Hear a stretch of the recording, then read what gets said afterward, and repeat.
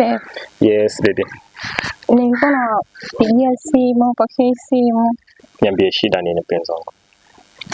Na shida na hela. Babe, kwa nini nimekutumia hela? Haina hata siku mbili. Haitoshi.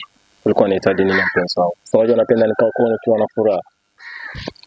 Nataka hela. Niende saluni, kusuka. Okay. Nikabadilisha sote. Usiongee sana. Yote inahitajika shilingi. Kuna mama anadai kama 1,000 hivi. Nitakutumia shilingi 600,000.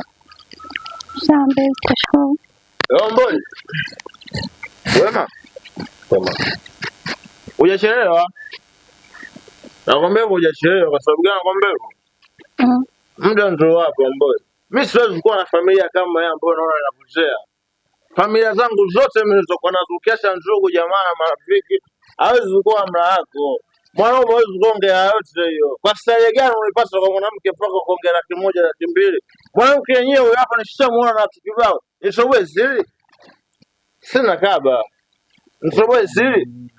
Mimi hata simuelewi. Mnashangaa naongea hivyo. Kwa sababu ueleweki huwezi kunielewa. Sikizo mboi.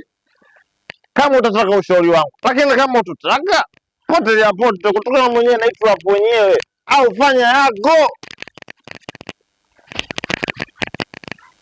Meisha hiyo.